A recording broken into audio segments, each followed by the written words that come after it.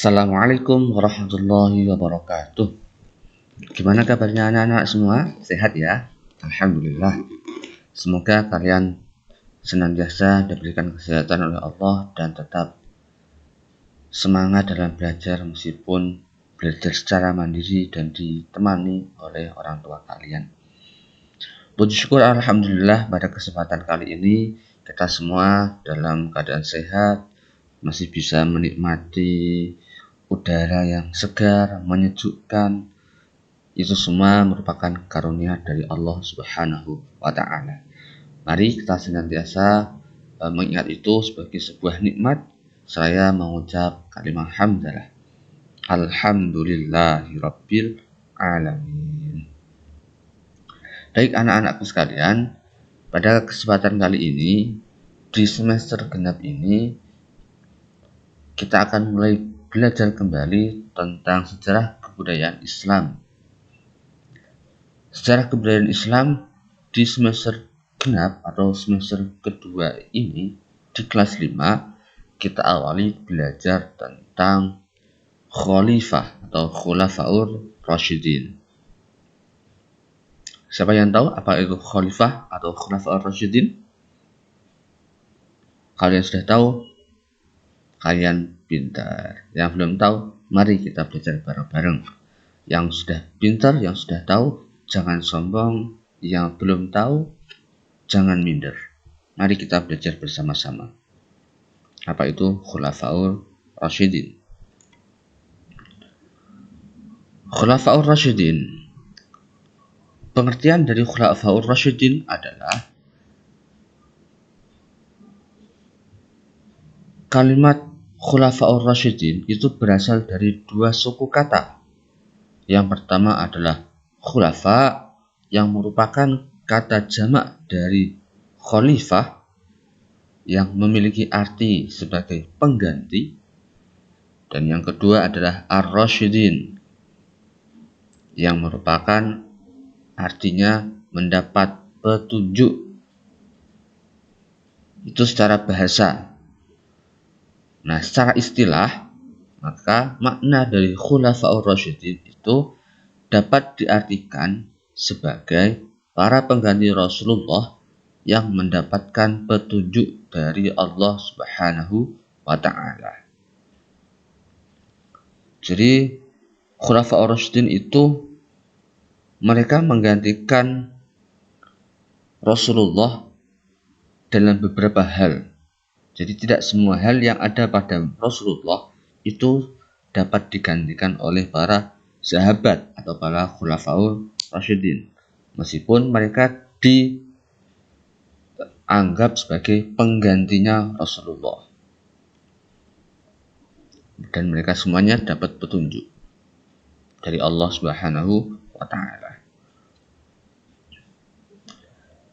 Anak-anakku sekalian, khulafaur rasyidin adalah sahabat-sahabat Nabi yang mana khulafaur rasyidin itu terdiri dari 4 sahabat. Yang pertama adalah sahabat Abu Bakar As-Siddiq, yang kedua adalah sahabat Umar bin Khattab, yang ketiga adalah sahabat Utsman bin Affan, yang keempat adalah sahabat Ali bin Abi Thalib. Nah, keempat sahabat inilah yang tergolong dalam khulafaur rasyidin. Keempat sahabat ini, mereka semuanya mendapatkan julukan sebagai khalifah-khalifah yang terpercaya, atau ada yang menyebutnya juga sebagai khalifah besar dan para penerus teladan.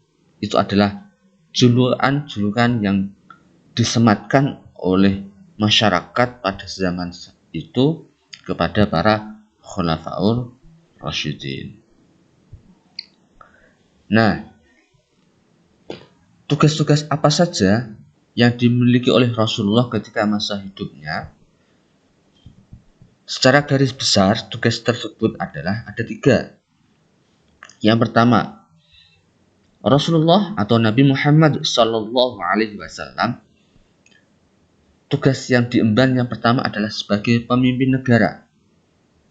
Artinya, Nabi Muhammad memimpin umat Islam dan umat yang non-muslim, atau umat muslim dan umat non-muslim. Jadi Rasulullah itu memimpin negara, bukan memandang agamamu apa, kamu anaknya siapa, tidak. Akan tapi Rasulullah memimpin negara. Jadi baik orang yang sudah masuk Islam maupun yang belum masuk Islam, semuanya dipimpin oleh Nabi Muhammad.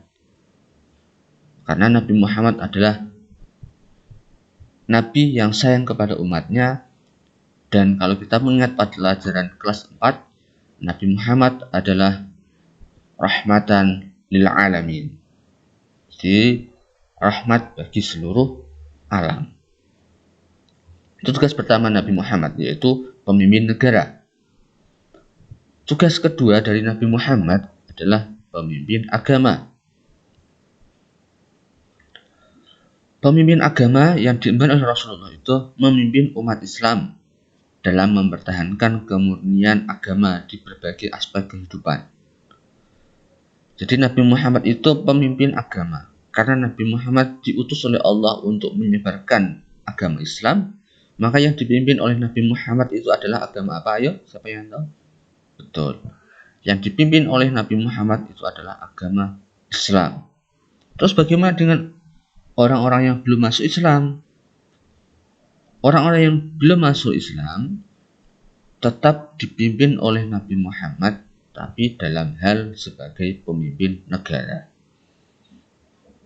Islam dari waktu ke waktu, dari zaman Rasulullah hingga saat ini, banyak sekali perkembangan, baik dari perkembangan budaya, perkembangan sosial, dan sebagainya. Sehingga kita yang hidup pada masa sekarang, yaitu pada hidup yang sudah lebih dari 1400 tahun yang lalu ketika Nabi Muhammad hijrah, kita harus berhati-hati dalam mempelajari agama Islam. Kenapa? Karena saat sekarang banyak sekali orang-orang yang mengatasnamakan agama. Mereka senang membuat kerusakan, mereka senang bertengkar, mereka senang bermusuhan. Ingat, agama Islam tidak pernah mengajarkan tentang kekerasan. Ajaran Islam, agama Islam tidak pernah mengajarkan tentang menyakiti, baik menyakiti sesama manusia maupun menyakiti sesama makhluk Allah. Kita dilarang untuk melakukan itu semua. Maka kemurnian ajaran agama Islam itu harus dijaga betul-betul oleh kita semua sebagai umatnya Nabi Muhammad, kalau memang kita mengaku sebagai umat Nabi Muhammad. Tugas yang ketiga yang diemban oleh Nabi Muhammad adalah pembawa risalah. Pembawa risalah yang dimaksud di sini adalah Nabi Muhammad adalah Nabi yang menerima wahyu yang diberikan oleh Allah melalui malaikat Jibril, kemudian diberikan kepada Nabi Muhammad. Karena Nabi Muhammad adalah seorang yang dipercaya oleh Allah sehingga dianggap menjadi nabi bahkan rasul, maka Nabi Muhammad wajib menyampaikannya sebagai petunjuk umat manusia. Karena salah satu sifat wajib yang dimiliki oleh Rasulullah adalah tabligh, menyampaikan.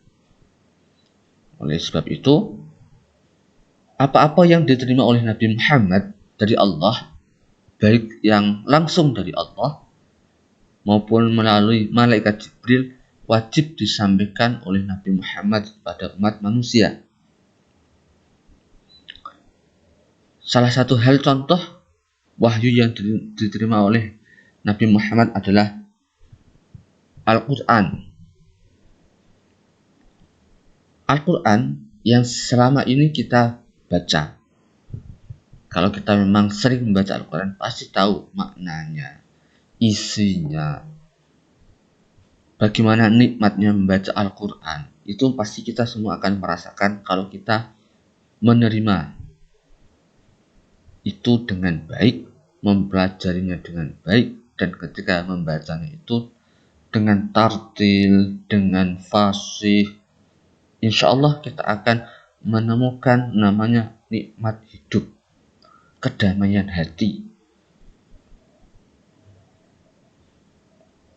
Al-Quran yang kita tahu adalah ada 30 juz yang sering kita baca, mungkin sehari 1 juz, bahkan 2 juz, bahkan mungkin ada di antara kalian yang lebih dari 3 juz dalam sehari semalam membaca Al-Quran. Bagi yang belum bisa, jangan malu untuk belajar membaca Al-Quran. Belum terlambat untuk belajar membaca Al-Quran. Selama masih hidup, selama kalian masih memiliki nafas, jangan pantang menyerah, jangan merasa terlambat untuk belajar, apalagi belajar membaca Al-Quran. Karena Al-Quran adalah salah satu yang akan menolong kita di yaumul qiyamah nanti. Dengan syafaatnya, Al-Quran akan menolong kita. Berikutnya adalah tugas khalifah. Kalau tadi ada tugas-tugas Nabi Muhammad sebagai pemimpin negara, sebagai pemimpin agama, sebagai pembawa risalah. Nah, sekarang ini adalah tugas khalifah. Di awal tadi sudah disampaikan bahwa khalifah itu adalah para pengganti Rasulullah yang mendapatkan petunjuk. Nah, yang dimaksud pengganti di sini adalah menggantikan tugas-tugas Nabi Muhammad. Apa saja tugas-tugas Nabi Muhammad yang dapat digantikan oleh para khalifah? Yang pertama adalah tugas khalifah menggantikan tugas Nabi Muhammad sebagai pemimpin agama dan pemimpin negara.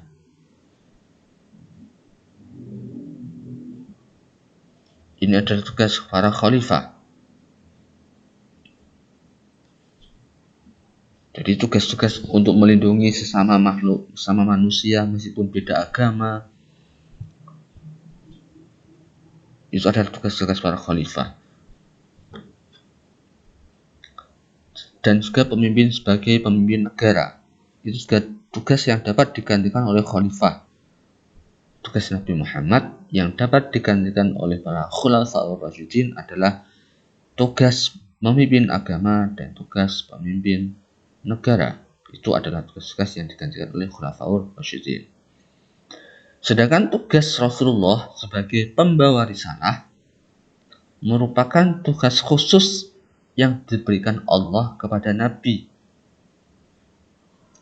Setelah Nabi Muhammad SAW wafat, Allah Subhanahu wa Ta'ala tidak lagi menurunkan wahyu. Maka tugas pembawa risalah ini berhenti kepada Nabi Muhammad. Setelah Nabi Muhammad sudah tidak ada nabi lagi. Kalau ada orang-orang yang mengaku mereka mengaku nabi, menerima wahyu, hati-hati. Itu adalah ajaran yang tidak benar. Karena sekarang banyak orang-orang yang mengaku dirinya sebagai seorang nabi, dirinya mengaku mendapatkan wahyu. Dalam ajaran Islam, kepercayaan ajaran Islam mengajarkan bahwa Nabi Muhammad SAW adalah Nabi terakhir dan Nabi yang membawa risalah sebagai Nabi terakhir. Itu adalah Nabi Muhammad SAW. Sehingga tugas pembawa risalah tidak dapat digantikan oleh Khulafaur Rasyidin. Apalagi kita, tentu kita yang hidup zaman sekarang yang sudah lebih dari 1400 tahun yang lalu, tentu tidak masuk akal kalau ada di kehidupan kita saat ini mereka mengaku seorang nabi, mereka mengaku mendapatkan wahyu. Berikutnya, maka Khulafaur Rasyidin tidak mendapatkan tugas meneruskan tugas Nabi Muhammad sebagai pembawa risalah, karena itu adalah tugas khusus dari Allah kepada para nabi. Salah satunya adalah Nabi Muhammad dengan Al-Quran sebagai pedoman hidup seluruh umat muslim. Bahkan umat non-muslim pun mereka banyak yang mempelajari Al-Quran. Kenapa kok mereka mempelajari Al-Quran? Karena Al-Quran adalah sumber dari segala sumber ilmu pengetahuan yang ada di dunia ini. Ilmu apapun. Astronomi ada, kedokteran ada, perbintangan ada, dan sebagainya. Berikutnya, dari keempat khalifah atau Khulafaur Rasyidin tadi, ada beberapa cara ketika mereka diangkat sebagai khalifah. Kenapa? Karena saat Nabi Muhammad wafat, yang saat itu wafat pada usia kurang lebih 63 tahun, Nabi Muhammad tidak menunjuk siapa yang menjadi pengganti dan menyerahkan penggantinya kepada umat muslim. Jadi umat muslimlah yang memilih siapa pengganti atau pemimpin yang akan menggantikan Nabi Muhammad. Itu Nabi Muhammad tidak menunjuk, tapi menyerahkan kepada umat muslim yang pada saat itu hidup pada zaman Rasulullah dan mengetahui Rasulullah wafat. Bagaimana cara pengangkatan khalifah? Khulafaur Rasyidin diangkat dengan dua cara. Satu, diangkat dengan cara musyawarah oleh kaum muslimin. Yang kedua, dengan cara ditunjuk oleh khalifah sebelumnya.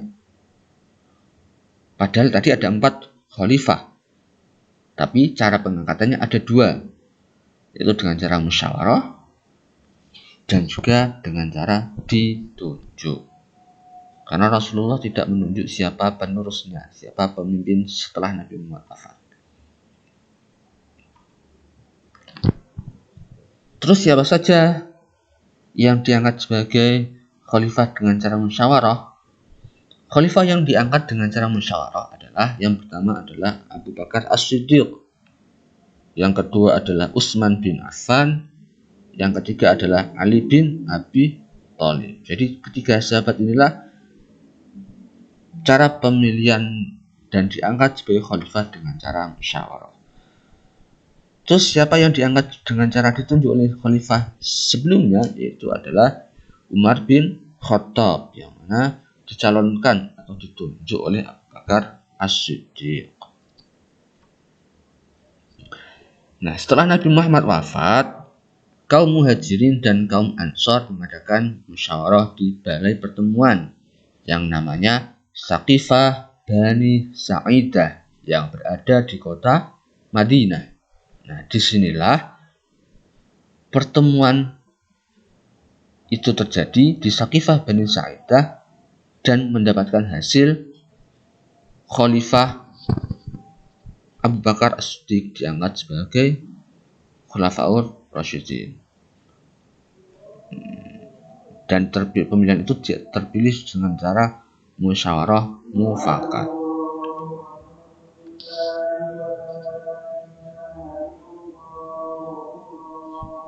Berikutnya adalah, ini adalah peta wilayah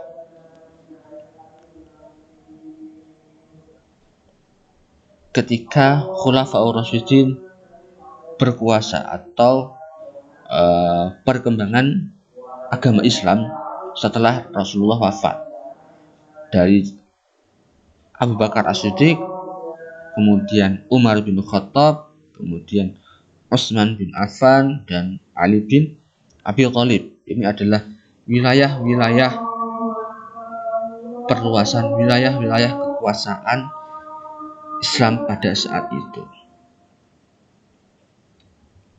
Sangat luas, berkembang sangat luas, dari Madinah,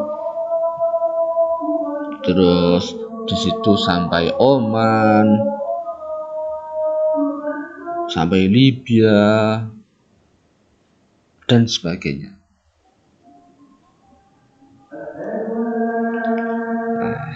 Nah, sekarang tugas kalian, tugas anak-anak adalah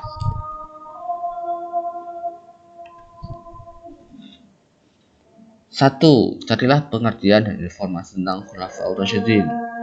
Ini adalah tugas kalian. Di awal sudah disampaikan.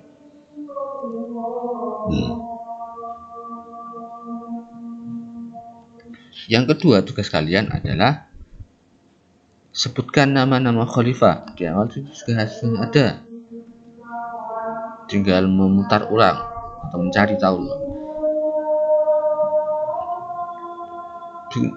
Ini adalah jelaskan sejarah singkat Khalifah Utsman bin Affan. Ini adalah tugas kalian. Sejarah singkatnya.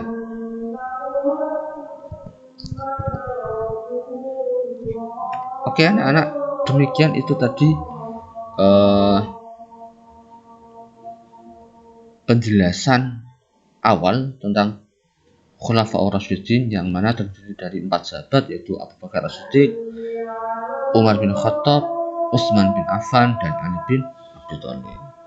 Terima kasih, semoga bermanfaat. Semangat belajar, pantang menyerah, dan ingat, jaga kesehatan, semangat belajar, dan jangan lupa terus mengaji. Kita akhiri, wal afu minkum, wassalamualaikum warahmatullahi wabarakatuh.